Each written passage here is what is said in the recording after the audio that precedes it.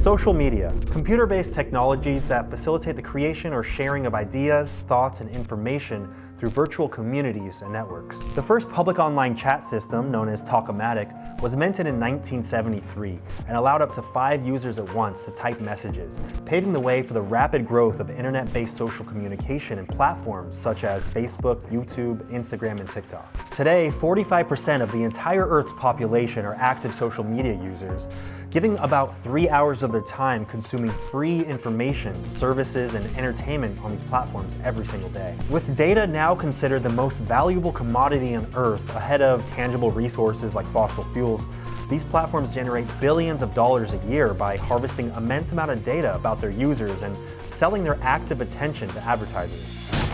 My name's Anthony Padilla, and today I'm going to be sitting down with former social media engineers and employees to learn what this world is really like behind the scenes. Do those who have worked in social media praise what these platforms have become? Or do they feel responsible for contributing to platforms that have been said to exploit their users for financial gain with carefully crafted addictive functionality at the cost of their users' mental health and emotional well-being?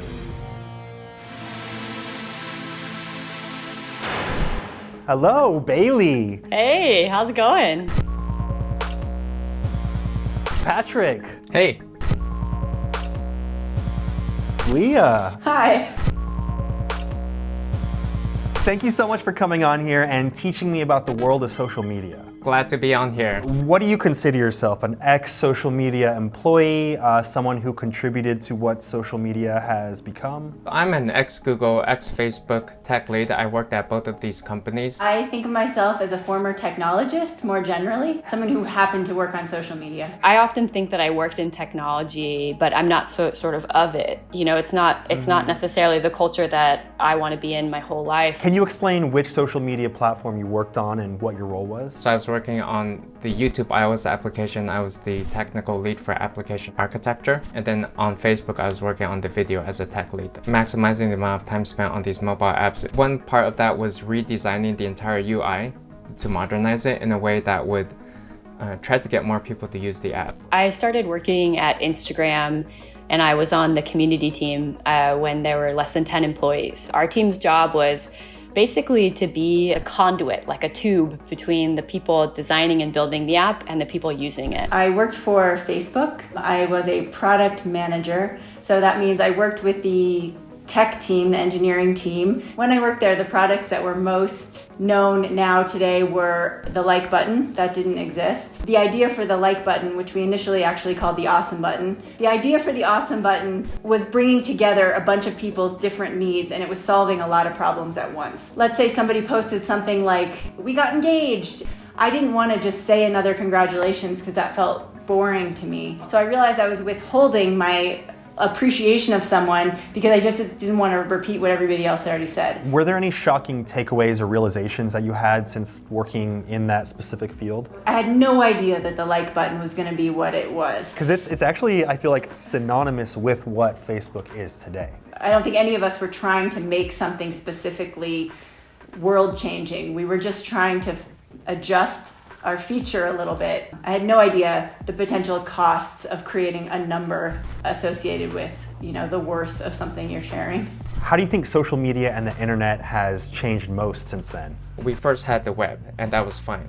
And then after that, we moved into a mobile-first era. Yeah, into something that is always in our hands. We always know where our phone is at all times, if we have one, because we feel empty without it. So then that link between you and the tech company becomes extremely strong. And then the second big movement, which is more recent, is with machine learning. They figure out exactly which points to track about you that are going to be most relevant, and then to use that to increase the amount of time spent that you will be using on these social media networks. So they can track every single thing that you do and how much time you spend doing any single thing in their apps. There's 2 primary metrics that these tech companies really care about. For example, YouTube really tracks the amount of watch time spent, right? Facebook video also tracks the watch time spent, and then there's also overall time spent on these social media networks. And these are the 2 big metrics. And no feature launches without increasing the amount of watch time spent. So over time, it's really a battle for your attention. I felt like Instagram in the early days was almost like going to the Met Museum in New York, where you're like, oh, there's like this crazy artifacts and also maybe some cool paintings. And now I kind of feel like it's going to a mall where you're just kind of being sold stuff all the time. It's like a transactional dynamic. And there's a kiosk with a person yelling at you everywhere you walk. Yes, that's one of my biggest disappointments with it. Was I started working there because I was passionate about creativity, and now it doesn't necessarily feel like the place for creativity. I feel like the biggest change that I've seen on the internet occurred around 2013, 2014, when algorithms started becoming the thing that was first and foremost how you would receive your information and how these platforms would deliver their information. It was no longer curated, it was no longer a list of what people actually liked, it was what they spent the most time on, what they clicked on most. Everything changed. It was no longer of how do I make something that people like, it's how do I encourage people to spend more of their time, to click more. And I feel like the type of content just completely changed. Whatever value that the users get right now is not aligned with the business models of these companies. And so they're trying to like jam two things into the same space. Exactly. And it's working well for companies. I think it's not working so well right now for us, for people who are using the platforms. Do you feel social media has been inadvertently designed to make us feel isolated and inadequate if we don't give them our constant attention? Van Repeller, who's a fashion writer, said this a couple years ago, but she said we're all addicted to a drug that doesn't get us high anymore. That is what it feels like, you know? It doesn't give me much meaning anymore. It feels like a black hole. I'll log in and log out of Twitter or whatever, and if you asked me in 10 minutes what I saw, I probably wouldn't be able to tell you. Which is interesting. You almost feel more empty afterwards, which makes you keep wanting to reach for more, because maybe I won't feel empty after the next time I log in. Yeah. Can you define what the algorithm is that we speak of? An algorithm is the math that decides what will be shown to me when I'm looking for something. Given all the possible data and all the things that I could see, time relevance, how close people are in my social network, how popular the things are that they're posting, the things I seem to be interested in, does all this fancy math and then gives me the thing it thinks it's going to engage me the most. In a perfect world, everybody's goals are aligned. I want to be satisfied, they want me to have a great experience and use the site, and so it delivers me the best content, and therefore I'll be there because I'm happy, not because I've been manipulated. The tool that allows ads to land in front of your eyeballs. That's the only reason they exist, right? Need a way to understand where to insert the ads, how to make sure that they're seen, how to make sure they're spaced out correctly, and you need to be able to manipulate the feed. I even see that personally. YouTube, when I first got started, a view is a view. And you know, we could make 3-minute sketch comedy videos and it would just get pushed like any other piece of content. But as YouTube started implementing this algorithm saying, no, we want higher watch time. We want a higher click-through rate. And the reasoning isn't just that they want more of your time, which they do, but really in the end, it's because the longer the video's watch time is, the more ads that are being displayed throughout the video. So the more profitable these companies become. But like even for this video, for example, it is no coincidence if you look down at the length of this video that this video was pushed out to more people than if this video were only 3 minutes long. It's true. Sorry, I just needed to get that off my chest. Let it out. I support this. I can be here for you, dude.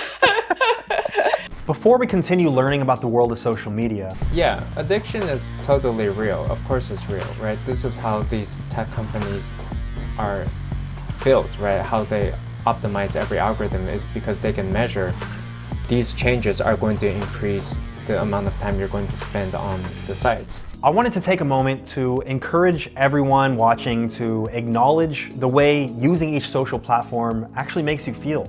Most of us feel the need to stay up to date on everything happening in the world at all times because it's our natural inclination to feel a sense of responsibility to be as aware as possible and also to avoid FOMO. But try to keep in mind that this is the first time, literally in all of human history, that people have had access to this much information. So we're constantly scrolling and refreshing and consuming, but at this point in time, we cannot physically ever be completely up to date on everything that's going on in the world. And separately, it's also natural to feel the desire for people to interact with us and what we put out into the world in a positive way. And it's natural also to feel disappointed when these interactions aren't as positive as we'd hoped. I know I still have to remind myself, and I have a lot of work to do in this area as well, but it's okay to take a moment away from our devices if they're having a negative effect on our mental health. And I can't tell you exactly what to do once you log off, but just know that you're not alone. And I personally feel these feelings all the time as well.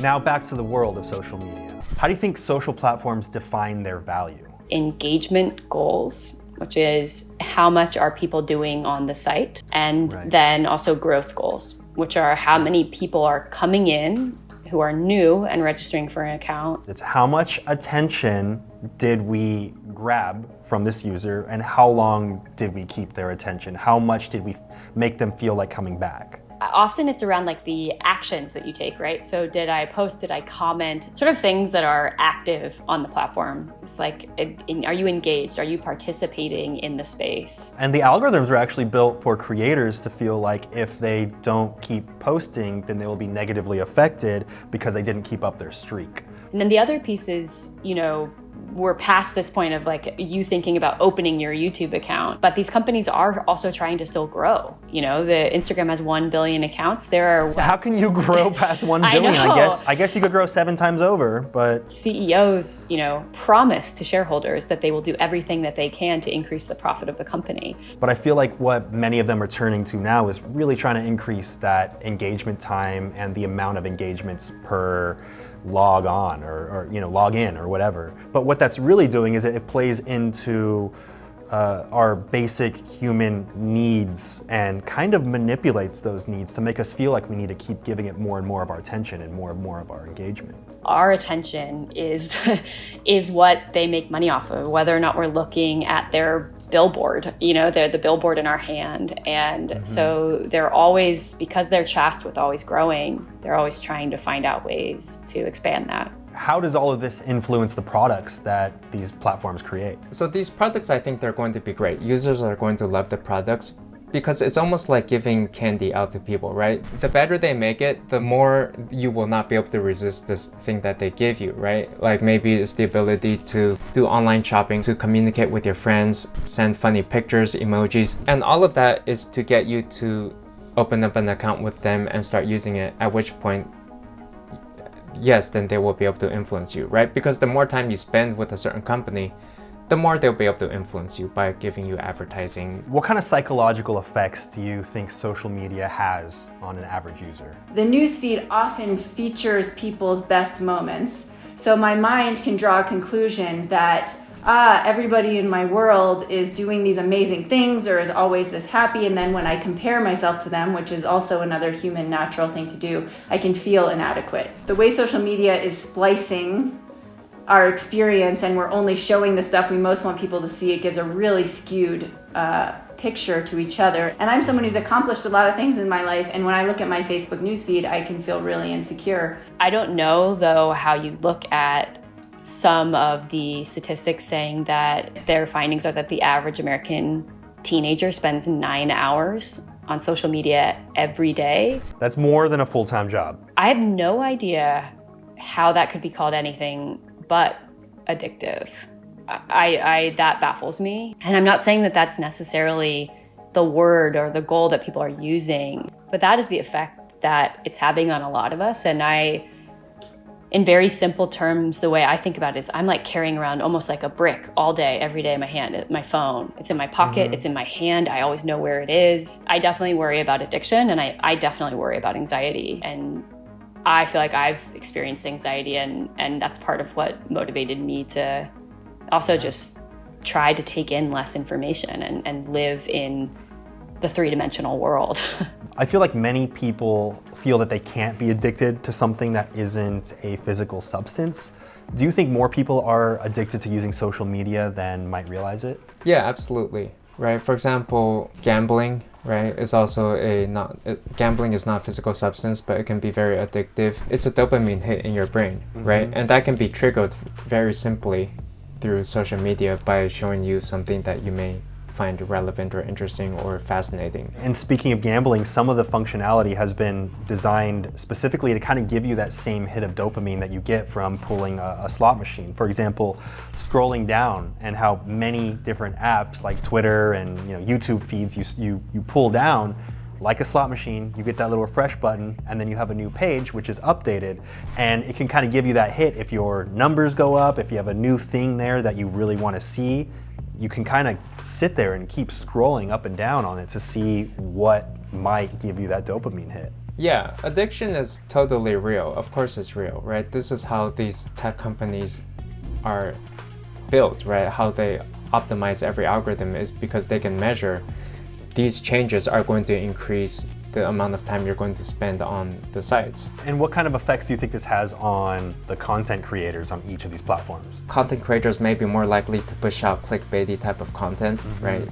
Things that maybe don't have so much value but have a lot of shock value, emotional value, something out of nothing in order to get you to sit there and continue watching stuff, right? Right, because they're being rewarded for that extra watch time, that higher click-through rate. So when they put something very dramatic, maybe even they stir up something within the content and they keep people around, they make videos that are extremely bloated with very emotional content, because that's what keeps people's attention for longest, and then they're rewarded for that. I think it's interesting that nobody is out here really thinking, is it even good for us to be manufacturing emotions and getting people to care about things that maybe they don't really need to care about, just to maximize the amount of time they're spending watching this content? Because I know for me personally, I've been doing this for 15 years and it's just become exponentially worse as the algorithms have become stronger. And I've went through many periods of my life where I've felt inadequate. My self-worth was just in the toilet because I'm like, I experienced this level of success and now it's a tiny bit less. What am I doing wrong? Is it on me? Am I doing something wrong? Does that mean that people don't care about me? Or, it's almost difficult to be like, oh, it's just the algorithm or whatever. It does really feel like it weighs on each individual's shoulders. Yeah, and I think that public figures like you and also movie stars and musicians, they're also burning out on social media. What it means to be an entertainer is Will Smith has to be on YouTube now and all these different things, and I just don't know that it's sustainable. Even though you're aware of the inner workings of how social media has been designed and maybe inadvertently designed to make us feel addicted to them, do you find yourself falling victim to any of them? I tend to try to avoid social media when I don't need it. Right. So I use it more on a business level. Even a lot of Facebook engineers I worked with did not actively use Facebook, for example. Do you think that was because they knew the inner workings? They knew how it was designed to want to capture more of their attention? Maybe they knew how the sausage was made, perhaps. Yeah, don't look it up. There were even a lot of engineers I spoke to who would be senior engineers, designers working on these products, and they would say they were mostly in it for the paycheck, right? They didn't care so much about the product. Actually, one of the old engineers at Instagram built a vintage version of Instagram for his friends to privately use, and I'm using it. It looks just like it. It has, yeah. You're living in the past. I'm living in the past, and it's great because there's no algorithm. And right. I think there's something about not having an algorithm where that the people who are following you, 95%, if you wanted to share an experience with them, they saw it. But actually I think these tools are really great a lot of them are really great if you could just yank the algorithm out, but they don't work really well for selling ads. So I actually don't look at it. I have a blocker. I don't use. Really? You use a blocker to prevent you from even feeling those feelings of comparing yourself to others and things like that? Yeah, I feel it enough anyway in the world. There's no reason to bombard myself. What kind of effects on your mental health do you feel like blocking out those feeds have done for you? I find the information I need gets to me anyway, and then I have a lot more quiet mental space to be with my own inspirations or my own emotions, or if something really touches me deeply, I have time to feel that all the way through, rather than just going on to the next thing that makes me feel a different thing. So I really get to process my emotions and integrate information as it comes in. I feel like many of us are constantly scrolling. I think there's a term for it that many people are using now called doom scrolling, where you're scrolling looking for the next good thing that helps you feel a little bit better, but in fact you're finding all of these dreadful things about how bleak our world is and how many devastating things are going on, and you're always just one step away, one scroll away from finding that thing, and you're almost never really quite getting that sense of satisfaction. I feel like I have one responsibility in life, which is to be as honest and kind and helpful as I can. Anything that takes me away from that ability is not in service of who and how I want to be. Adele wants to know if you know if social media employees have access to view people's private conversations. The answer is yes and no. If there's an issue with someone's account, something that might be life-threatening for those people, or there might be some form of like a crime being committed, there are teams of people who have access that we need to look at you on the individual level. They can do that. So technically they can look at someone's account for whatever reason they need. Not likely, but they could technically. It actually takes a fair amount for them, it did when I was there, for us to like ever turn over. There might be, again, certain cases of things that are scary enough or high enough risk. Say maybe you're threatening to kill someone. Those things might get triggered and passed proactively to certain kinds of law enforcement. We had to make sure we had all the official paperwork, and a lot of times we wouldn't turn over. What kind of long-term effects do you think social media will have on society as a whole? All of your attention and time will be sapped away until you really have no time for anything else. I think a lot of people are already feeling that way. In fact, people are so busy all the time. Everyone's busy, right? Doing what exactly? Consuming social media, that's what everybody's up to. And there may be a time when we will look back on this age as kind of how people look back on the age of opium. And only later on do people look back and say, oh yeah, I can't believe people were on this sort of digital drug that sapped away a lot of their lives, sapped away their productivity, and they just spend hours doing this stuff. There's not going to be any one person or government who's going to come and say, hey, we need to start getting this under control. This is something that's up to you as an individual, right? To protect yourself or your children or your family. All right, you got 5 seconds to shout out or promote anything you want directly into camera. Go. Check me out over on youtube.com/techlead. And I just want to remind you that I am an ex-Google, ex-Facebook tech lead. If social media is not making you feel good, don't stay on it. You don't have to. Make a decision for what makes you feel good. Find me at www.dharmacomics.com. Wasn't this video great? I don't know if I was, but Anthony was awesome. Please, if you subscribe to this channel, more people will see Anthony's awesome videos and hear from more weirdos like me. So please subscribe. And we gotta please the algorithm. There we go. An algorithm likes subscribing a little bit. Thank you so much, Leah. I feel like I understand the world of social media just a little bit more. Thank you. I really appreciate your thoughtful questions. After spending the day with these former social media engineers and employees, I've come to understand that not one single person is responsible for the positive or negative side effects of these platforms. Unless companies take responsibility for changing the way these apps work, all we can do is accept that most of these platforms have been inadvertently, specifically designed to make us feel addicted to giving all of our attention, and we should be more conscious of these effects on our emotional well-being. See you later, bye guys. Press a like. You did help invent it, so take it from her.